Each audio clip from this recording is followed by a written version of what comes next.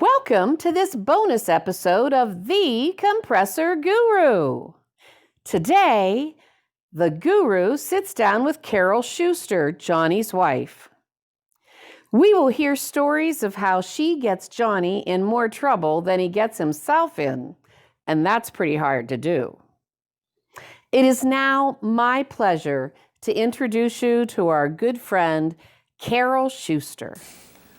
Welcome back to the Compressor Guru.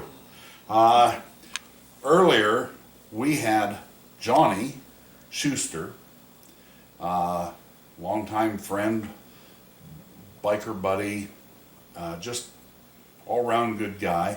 Now we've separated him from his wife, and Carol is here. This is Carol Shuster, and for a lot of years, you've been married to Johnny. When did 60 you meet? years. 60 years. Wow. One man. As long as he keeps me laughing, I'll keep him. Oh, he's a funny guy. How many happy years? Oh, 60-some. Oh, okay, good. I got married in 85, and it's 2020, and we've got 18 happy years. Yeah, that's good. So And we're going. we've been married 35, but we got 18 happy years. So do the math. I must say the 2 years he was in Vietnam, they weren't happy, No, but I they're bet. still together. And Well, He- you were telling me at the fire the other night, you had an interesting story about him going to Vietnam. And you Yeah. read his orders. You want to tell Well- us what happened there? I was in the military. I know how to read orders. Uh-huh. I mean, to a lot of people, it's just a bunch of numbers, but it tells you where to go, when to go, how to get there, and it tells you what's going to happen when it tells everything. It tells a story, your orders. And I know how to read them. And so the first time he was in Vietnam, he wrote every day. I got letters. I might have gotten 5 and 6 at a time, but the dates were because of the mail. Right. So when he went over the second time, I knew where he was going, and I should have gotten a couple letters, and that worried me because there were no letters. And so, stupid me, I was watching TV one night. A broadcaster came on and he said, his helicopter went down, gave the helicopter number, which was dumb of him, but said the helicopter number went down and all 8 aboard were killed, and until all their luggage and them were identified, they weren't letting anybody know. Well, that number was on my orders. So what do? You reach the Red Cross. The Red Cross said, ma'am, they took my story and they said, ma'am, we don't have, there's no John Shuster here. We can't find him. He didn't land. Well, of course he didn't land. But he didn't land. He said there's no file of him. So, okay, I'm not going to sit down and do nothing. What do? You call Washington, D.C. So you're a troublemaker too. Well, yeah, don't cause me trouble. This was So you what needed do? a call, yeah. You call Washington, D.C., the White House, and the head of the military. So you called the Secretary of the Army. I most certainly did. Yep. And I didn't get a secretary, I got him. And I told the secretary, she said, ma'am, we'll tell you the story. Ma'am, we'll tell you this, we'll take your story and we'll get a hold of him. I says, no. I said, I want to talk to him now. I said, I've got trouble. So she and it was him. He answered the phone, my heavens. And I told him my story. And he says, well, I'll get back to you. So in a few minutes, he called back. He says, man, there's no John Shuster there. He says, I can't find him. He's not listed anywhere. I've got 2 little kids, and my husband is missing. So I says, well, I was very polite at that time. And I said, you go back, because I said, I've got orders. He was supposed to be on this helicopter at this day, and I says, please try again. So he called back and he says, ma'am, there is no John Shuster. There's none listed anywhere. I said, of course not. He's in that helicopter with 8 people. Go dig them up and find and get my husband's name. I was mad. He was giving me no help. And so he called. I know he was in that helicopter. That number was on the orders. So he finally called back. It isn't like a war like in Afghanistan or Iraq where they could go on Skype and see who is it. This was no phones, and you could write back and forth, but there was no phones, nothing. So after he had a couple times, he finally got on the phone and he says, ma'am, we found him. Oh, God, my stomach just went. So they let him talk on the phone. They didn't do that. They let him talk on the phone because he was gone. And so I could know that it's him and not just them saying, well, he's all right. Well, how do I know that? He's in that helicopter. So what happened, and I got somebody else in trouble again. He landed at the airport where he was supposed to land. His helicopter with that number was there. A nice sergeant came up to him and he says, he noticed what rank Johnny was, what schooling he had had through the Army.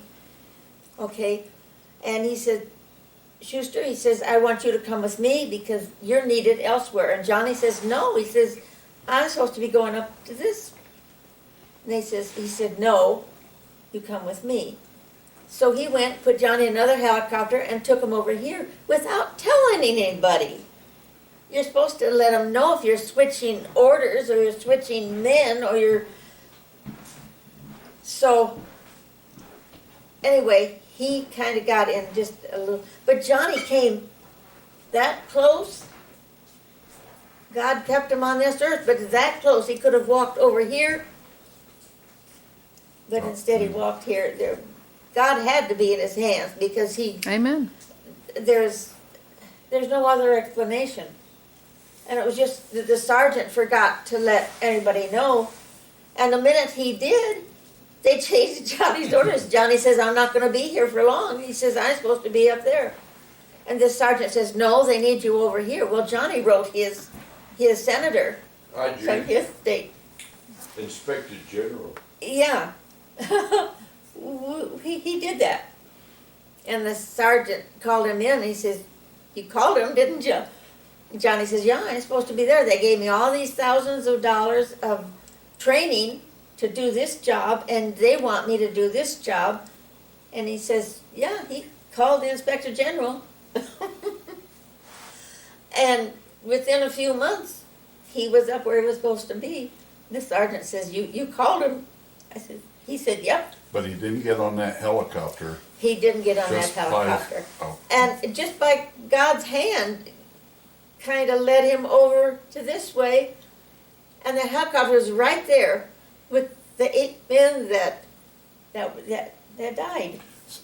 But I came that close. I never watched TV again for news. I never read a newspaper till he got home. Yeah. But it was that close. Just Yeah. Now, you've gotten him in trouble in other ways. oh, yes. You're a muckraker. That's what he was telling me. Well, I do a little bit. Well, this started with a practical joke. No. Well, an no, April Fool joke. No. Not how I heard it. You tell it. He Okay, got- we might have to get both sides of the No, story no. here. Go ahead. We got up in the morning. I'm going to leave that off. He got up in the morning. We had breakfast like we always do. He said for the kids, and he walked out the door, went to work. I got a phone call that day that said, and I knew him. I Where forget were who we? it was. Bob or who? Where were you? Osborne? No, Ogberg, could be. Anyway, I knew him. He was a friend. They'd been to my house all the time before he was, before I shot him. And so he called, he says, "Hi Carol, it's Bob." He says, "Don't worry," he says, "Johnny fell off the helicopter, broke his leg, but the ambulance is here and they're going to take him to the hospital." I says, "Okay." He says, "Don't worry, the ambulance is right here, they're going to take him." So, okay, I'm in my apartment. I've got 2 kids. I've got a neighbor that's going to take the 2 kids, and I've got a car. What would you do? Sit there? I would. If she fell down and broke her leg, you wouldn't want to go there, would you? No, of course not. They didn't expect that of me either. So I had the kids taken care of. I got in the car and I went to the hospital, and I sat there at the emergency room where the ambulance was going to come. It was a military hospital. Only one. That's where they had to go. So I sat there and I waited and that lousy ambulance didn't come. And so I asked one of the medics there to check on the ambulance, and he says, "It's supposed to be here, but we can't find the ambulance." So, okay, I stood around a little bit longer, and who was it? A general at the head of the hospital? Lieutenant Colonel. Lieutenant Colonel? Well, he was nice. And I got a hold of him, and I said, "Your ambulance has taken my husband." And I said, "Maybe they've been in an accident." It could happen. Ambulances get in accidents. It could happen. So what I did was got a hold of him, so he got a hold of the ambulance. They couldn't get a hold of the ambulance. They have radios to the ambulance. Of course they couldn't get a hold of the ambulance. It's been in an accident. Okay, so we sat there for a while and this Lieutenant Colonel said he's going to try something else. So he got a hold of something else, and I got the ambulance people in trouble. The ambulance, this was at a airport, and the airport is out of town, military. So they have a military ambulance there. That's their job, in case somebody does get They stay sick there or all the hurt. time That's their because- job. So at the end of the day, they come back to the hospital, park, and go home. Well, this ambulance, they get kind of tired of sitting there day after day and nobody getting sick, nobody falling off helicopters. So on their way home, they stop at a guest house. A guest house is a bar, and they have a drink before they go home. They're really not supposed to do that until after they sign up. Then they can have beer. But they stopped and had a beer. These poor innocent people, they didn't have anything to do, but the lieutenant colonel found them at this guest house. So, poor babies. But what happened to old what's-his-name? Well- he's got a broken leg somewhere. He's got a broken leg somewhere, but he didn't. And the lieutenant colonel turned around to me and laughed. He says, "It's April Fool's Day, isn't it?" And I says, "It won't be April Fool's when I get a hold of him." I was really serious. I thought he had fallen off and broken a leg. It could be anything. It could be injured his head or whatever. This gets too hard. And so I'm not going to sit home. If he had fallen at work, would you be down there, or you'd sit here and sew? I would be down Now, there. Carol, I heard a little more to this story. Yes. How did the day start? Well, that. I had looked out the window and I told Johnny that somebody in the middle of the night had spray painted his car. And he says, "No, they didn't." And I said, "Yes, they did." So I made him get up, come to the, and I said, "April Fool." Well, that's how it started. And so we don't do April Fool anymore. I'm ready to Move in a little bit. helicopter patch. Well, when I was in Hagerstown, Maryland, Major Sumac knew the flight surgeon in the Pentagon. So we went down and talked to him, and he says, "You're colorblind." He said, "But you could still fly because what you do isn't hindered with your job. You can tell red, you know." And when it's red, they don't have an orange or a pink right close to it, so if he could do red. So what he did, I memorized the book. until, Then the stupid medic guy came in and dropped the book and gathered all the pages up and put them by. I said, "Well, you might as well forget it because I memorized the book. Now you just messed me up." because the books have pinks and red dots, and you're supposed to name the number.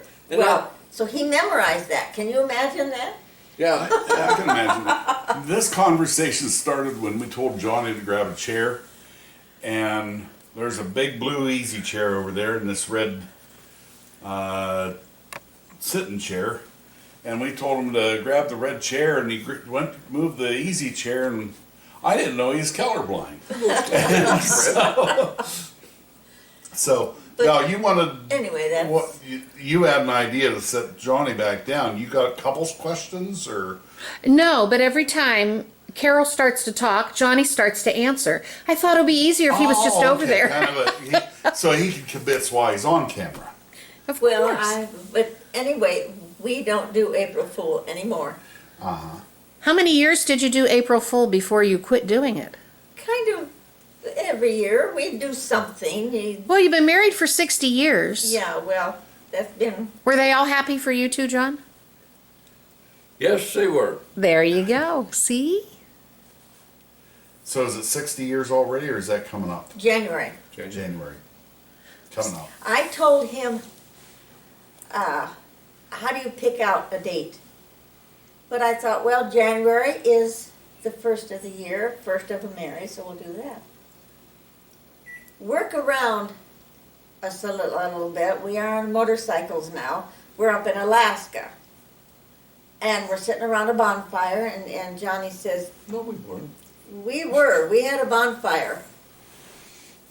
Are we arguing over the size of the fire? It was a big bonfire. Or that there was a fire? And he said, everybody sing happy birthday to Carol, because it's her birthday. What month was this?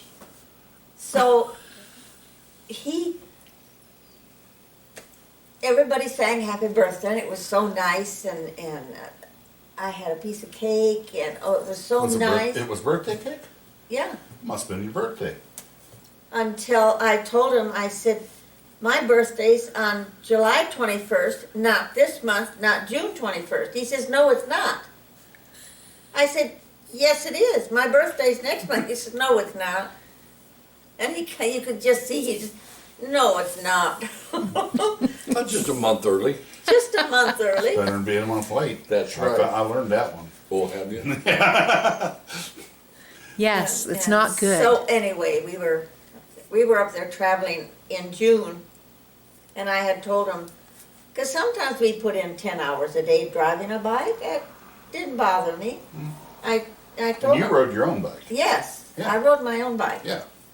How long did you ride your own bike? How long? I had gotten it, I think I had been riding, about 10 years? Yeah. We had always ridden his bike that he'd been doing, and I would be riding behind him. And at that time, you didn't have helmets. I'd put my hands in his pockets, my head on his shoulder, and I'd go to sleep, sound asleep. And so That's one true. time we went up to Sturgis, motorcycle group, and I saw all these ladies up there, and they were riding three-wheelers. And I said, why can't I ride a three-wheeler? I said, that would protect me. I can't hold one up. I don't have the strength. But a three-wheeler, there were them all over the place. He said, he said, he said, ha ha ha. I did. Yeah, you did. Yeah, you did. You said, huh. You take the course, and if you pass the course, And I said, I was not going to teach you. I will buy you a motorcycle. You passed the course. Oh, foolish woman. And I maxed it. So he had to buy me a motorcycle. Tell me I can't pass the course. On a Kawasaki dirt bike. All I right. passed it, and I did everything they said. And so he had to, but he was telling me, you can't pass the course. It's too tough. I didn't say and you you'll never. can. I didn't say you can. You I said, said "Go I was ahead." not going to teach you. But I did, Since and I I maxed it. since I was an So instructor. I got a yellow one. Yellow. I remember on it. That yellow one. I remember that bike. Oh, God. And I drove up to Alaska twice on my own bike. And you came back twice. I sure did. And I'd go again, but you have to have more than two. Well, you take Val. I'd love to go to Alaska. Yeah. Because somewhere along that Alaskan highway, your cell phone doesn't work. Oh no. You break See. down in the States. How are Yeah. you going to go? And you get a... I take tools. a hose goes away or a bolt comes off or the handlebars come off. I have seen, because it's been demonstrated, where you have enough. Guys, you can pick up that motorcycle and put it on the back of a pickup, and that motorcycle's gone. I don't want to be stuck out in the middle of nowhere in Alaska while he goes and gets help, 100 miles maybe. And I don't want to leave him and drive his motorcycle. I don't want to leave him either. And that, so you have to go up with a few others. Yeah. And, even, That's why I sat in the desert and waited on gasoline for her. you know that. Because she wasn't going to sit there without me. I would have. That's an argument for another episode. Okay. But, I understand. But you, if you have 4 or 5, if you have too many, it's hard to go through towns with stoplights. Some Exactly. are here and Yep. some are way back there. And, but if you have, but I think we Yeah, went we've- up 3 or 4 people. Yeah, we've had that 3 or 4. discussion with groups we've traveled Yeah. with. And it's Just for it's safety. nice to travel with a couple other people, but if you get the group too large, Yeah.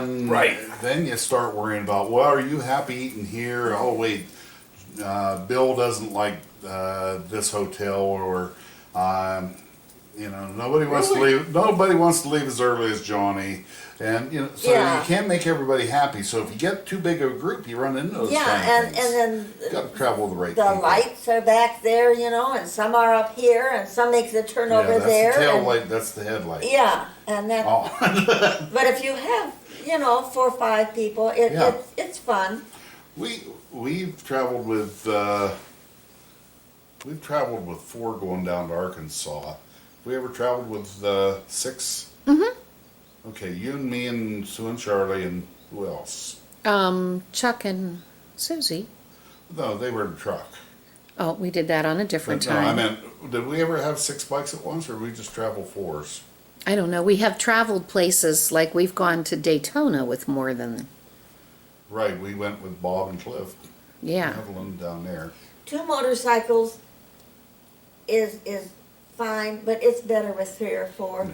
Well, Val and I generally don't travel out in the wilderness in the brush like Alaska, but Oh, it's why- beautiful. I would. she ran out of gas in the desert, Yeah. and yeah, we Well, whoever heard of driving out of gas in a beautiful state where there's you don't do gasoline. that. You wait until you're in the desert or Well, somewhere to do. I understand that she had a map. perfectly. with gas stations marked on her map. And those gas That's what he does. those gas stations were closed. They were gone. Like, They the weren't signs clo- were there. They weren't closed for the day. They There were were no out of pumps. business. And so we ended up 16 miles short of the Great Salt Lake. And so we sat alongside of the road, and I had plenty of gas, but we sat alongside the road and waited for AAA or AA.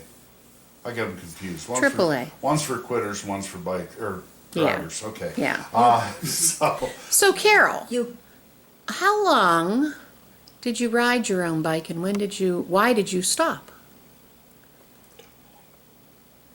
That long? I, I had my bike, what, about maybe 30 years, maybe? I'll bet you. And, yeah, we had great time. When we went up to Alaska, we went to, Anchorage, and then Fairbanks, and north to, the North Pole, to, Arctic Circle. I heard that But you I- saw a moose on the road, Oh, and nobody else got to see it. they're fictional. Moose are fictional, aren't they? Is that They don't true, run. Johnny? Yeah, Nobody they- else got to see it. Why? The subgun run through our campsite. No. right through the campsite. And these are the ugliest looking animals. And I did not know that they walked out in lakes and put their whole heads and ate down there underwater. And they'd come up. But yeah, moose are so ugly, but they're on the On the highways. yeah. I don't know how much time you have. Did he tell you about when we were in Alaska and he had his keys? No, we didn't hear that one. Oh, was I riding my bike? I heard that. I was riding my bike and He you didn't were, say anything. and you were riding your bike, pulling the camper. The little small pop-up camper. Behind the bike Yeah. camper. Yep.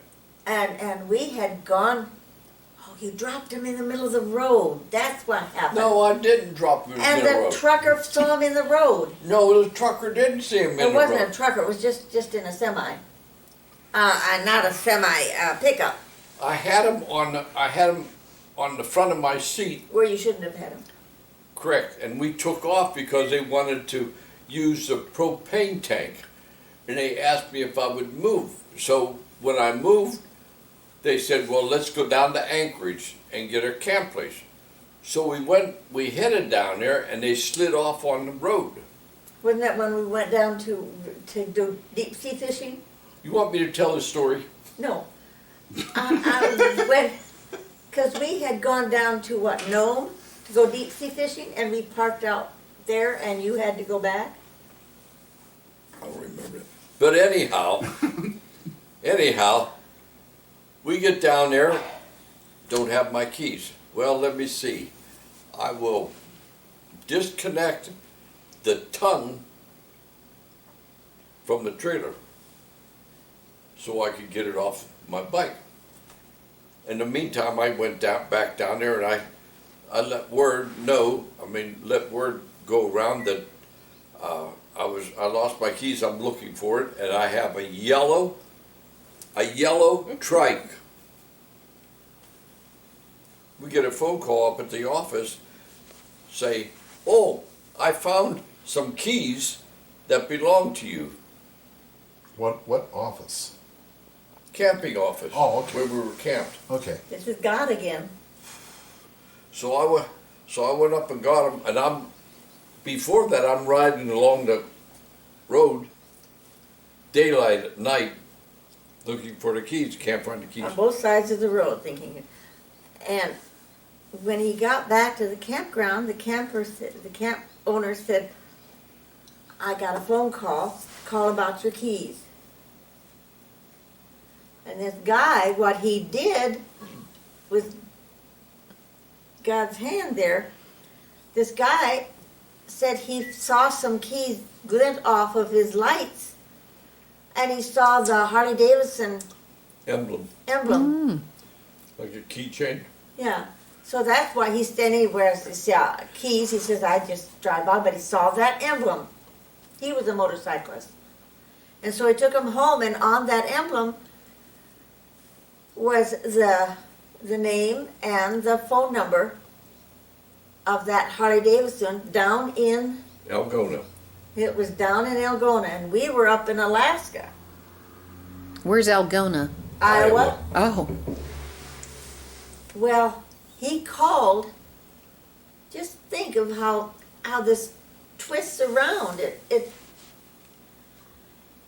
He called that to Algona from there and to ask what number belongs to somebody No, in that. They said, yeah, because you had told him you were going to Alaska. I did. I Yeah, did. and where And the you were guy, going. the guy said, "Do you have anybody in your chapter that's riding up in Alaska?" They said, "Yeah, she has a yellow trike." And that's, That's how I got a hold of us. So I went down to his place. I got the keys. We got back to the States. I sent him a real nice T-shirt from Algona Harley Davidson chapter. how many people would go to the trouble of calling Yeah.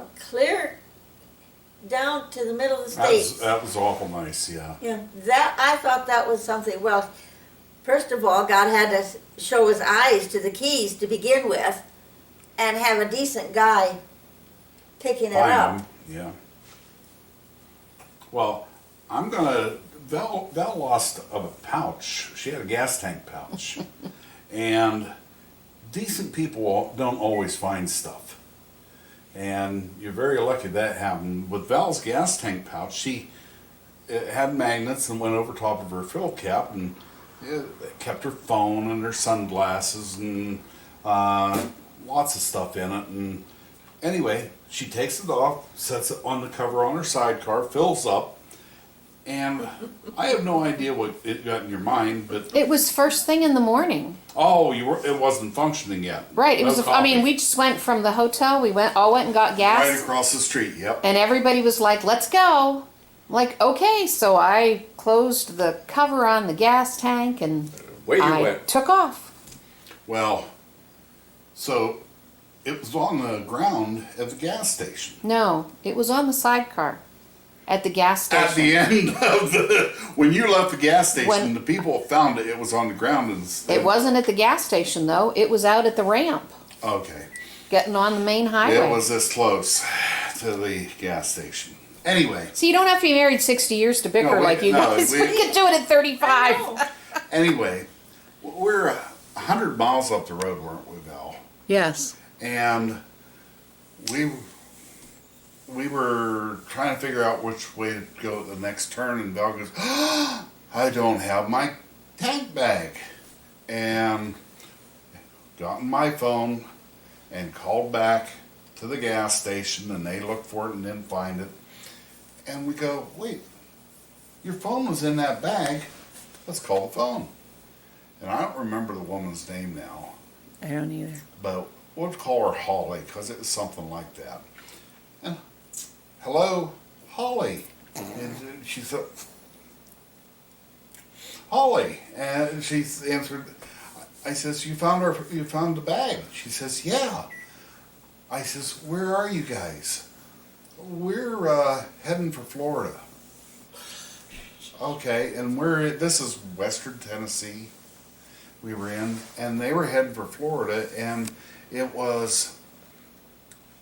didn't make sense how they said they were traveling. Obviously, there wasn't something working in her mind correctly about where they were. But, okay. Was she a blonde? We don't know. We never met her. We never met her. I can summarize this story. Okay, you summarize it. Tell the last. Go I'll ahead. summarize it. I said, can we ride to meet you, and I'll get because those were my prescription trifocals were in there, everything I needed. And after several phone calls, she said, you just, if you give me your address, I'll mail it to you. And I said, that would be great. So I gave her my address, and I said, we have this rally, we'll be back home in like 10 days. And then I called every phone call. Every once in a while I would hear something like, oh, well, we're homeless. I'm like, I'll send you the money to send it to me. I'll pay you We'll find for somebody it. in a CMA chapter to meet you, and they'll send it home, and we'll give them money to give to you. last thing we heard was they were living on a beach and didn't trust anybody and weren't giving our phone back. And quite frankly, the reason I really think it didn't make a lot of sense is I think there are a couple meth heads who had drug issues of some You never kind. did get it. No. No. Never got them. Never did. This went very strange, very weird, and there wasn't any two stories the same. And quite frankly, it was a Samsung track phone from Walmart that, you know, we use Straight Talk on, and it worked great for us, but it wasn't going to do anybody else any good. Gradually, the battery just went dead on the phone, I'm sure. Never heard anything else. I would have gladly paid those people. But instead, I got new glasses, and now I have another tank bag. And I either don't put it on at all, or once it's on there, I just slide it down into my lap whenever I get gas. So you're awful lucky your keys weren't found by meth heads in Alaska. That wasn't Yes, the only thing. One, it's like dominoes. You mention something and something else pops up. Are we doing too long? No, you go right ahead. Where did we go when you lost your There driver's you license? go. That's the same one I was thinking of. She lost her driver's license in And credit card. down And in Iowa. in at a gas little station. purse. In just a little zipper bag big enough for the driver's license. And I also had the ones from Sturgis. Black Hills gold ring Oh yeah. inside there. Plus a little bit of money and some coins in a zipper. We had gotten gas. I had the tricycle. I had my bike. And I laid it on the fender. And we took off. This was Iowa. We were heading to what? La Crosse? Is that the name? Might have been. No. I don't know where you were. Laconia. Laconia. Laconia. Laconia. Yeah. In New Hampshire. From Iowa up to New Yeah. Hampshire. So the first stop, Johnny, I don't have my billfold. And we looked. We took everything out. We looked. I says, I don't have it. I said, what are we going to do? He said, well, let's continue. I saw every cop along the way going to stop me because I don't have a driver's license. And if you drive without a driver's license, they can take my bike, can't they? They could No, take your car. they don't take yellow bikes. So anyway, we went up to Laconia. I don't have my. We went out to eat. And we had turned around and come back, and a cop did stop us. And Johnny says, we're just on the way up here to the truck stop. We're here with motorcycles to see. He says, well, drive a little slower I said we must have left it up at the restaurant. at the restaurant. And he says, well, you go back and get it and then drive slower. We didn't do that because we knew it was way back. Okay, so we got to Laconia, did a lot of fun in Laconia. Now, I assume John had some money. Oh, yeah. Okay, because you guys are going on a lot. Oh, I don't go anywhere without his money. Okay. And so then we went on up into Maine and came back, and this was like what, June, July? It was in the summertime. And so we stopped back there, and we thought maybe it had slid off underneath, and we went in and asked them. No, nobody'd seen anything like that. Well, then that stuff was all gone. The credit card was, just forget about it. Long about Christmas time, I had a package. He knew about it. You had a what? I had that package. I didn't know who it was from. Oh. You knew all about it. And you didn't tell me, let me worry all Well, I that. talked to the guy. I understand. This guy had, there you are with God again. Picked up the trash, that one of the big trash The can big trash buckets. bin, and it was underneath. Well, he found my name and address, Your what? my name and address Oh, okay. on something. Did he call you, or did he just Did you have your driver's license in there? Yeah, I did. Well, that's probably where your name and address Well, I was. suppose so. And so he, I don't know if he got a hold of Johnny, but it came, and Johnny kept it and gave it to me as a Christmas present. Well, it's not a nice Christmas present. It was my coin purse. My money was inside, the credit card, driver's license, and the ring. Everything was in there. The guy had found it under there and nailed it. Well, that's better. And God found it? That's better than putting your purse in the oven. Oh, shit. Did you need hot money, or what were you doing? I had just gotten home and someone was coming. I wanted to I put it in the oven and Shut the door. had them come in. Well, then I couldn't find my purse. My purse was gone. This was another place. My purse was gone. Couldn't find it. Looked in all the closets. Looked in the drawers. I looked in A good week. the car and. And I looked everywhere. David was going to call the police up and say you're driving our without a son-in-law license. said, "Oh, I'm going to call the police. You're driving without a license." Well, he never did. Well, you do that a lot, evidently. But anyway, it's a good thing that I'm in the habit of opening the oven door before I turn it on to put a cake in or something. Hope to And tell. I opened it up, and here was that lousy person. He won't let me forget that, but that was an accident. Thank you, Johnny and Carol Shuster, for visiting with us here at the Compressor Guru. It was awesome to hear your stories about your adventures. May God bless you in your future travels. Everyone, thank you for joining us here at the Compressor Guru. God bless you all and have a wonderful day.